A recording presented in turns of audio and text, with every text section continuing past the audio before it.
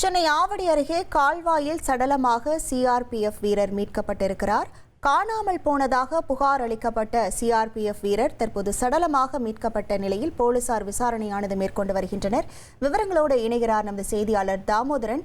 வணக்கம் தாமோதரன். போலீசாரின் முதற்கட்ட விசாரணையில் என்ன தகவல்கள் வெளியாகி இருக்கின்றன? விவரங்கள்.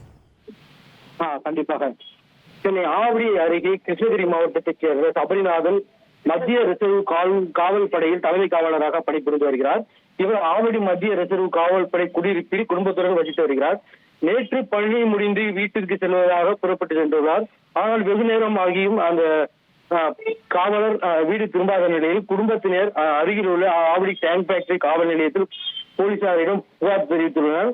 புகாரின் பேரில் ஆவடி டேங்க் ஃபேக்டரி போலீசார் தீவிரமாக அந்த சபரிநாதை தேடி வந்தனர். இந்த நிலையில் ஆவடி கிருஷ்ணா நதி கரை ஓரமாக ஆண் சடலம் இருப்பதாக அப்பகுதி மக்கள் ஆவடி தீயணைப்பு காவல்துறைக்கு தெரிவித்துள்ளனர்.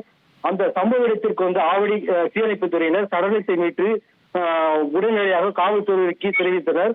காவல்துறை சம்பவ இடத்திற்கு வந்து அந்த உடல் யாரோடு என பரிசோதனை செய்து விசாரணை மேற்கொண்டு வந்த நிலையில் அவர் ஆவடி மத்திய ரிசர்வ் படையில் வேலை பார்க்கும் தலைமை காவலர் சபரிநாத் என்பது தெரிய வந்தது. இது குறித்து போலீசார் தற்போது அந்த பகுதியில் தீவிரமாக விசாரணையானதை மேற்கொண்டு வருகிறார்கள்.